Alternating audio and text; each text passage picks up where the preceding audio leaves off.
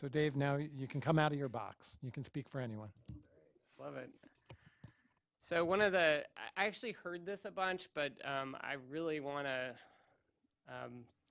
focus on this. One thing that we have, especially as I've worked on doing a lot of technical assistance for a lot of efforts, is that health systems and practices and people on the ground really struggle with when a new model comes out from policy or a new approach, a new demonstration. Everything in that feels like it's an accountability measure. I need to put the right answer down here or I will be penalized. I'll be kicked out of the program. I was a regional technical assistance person for faculty for the Comprehensive Primary Care Initiative out of CMMI, and a lot of our practices, there was a lot of talking them down from that kind of thing. And I heard this, and it's a little bit in MIPS.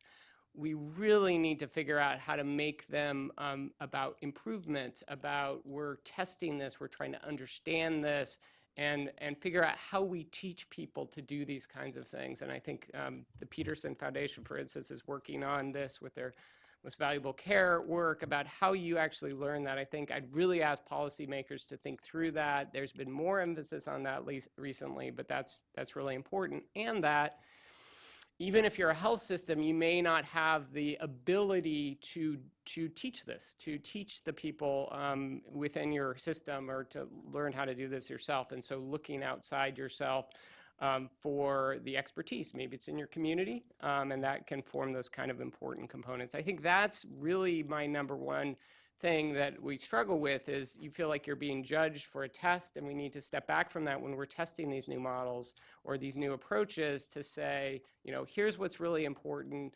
for, to make sure you're doing at least what we expect. Here's what we're trying to test and understand, and can you help us with this?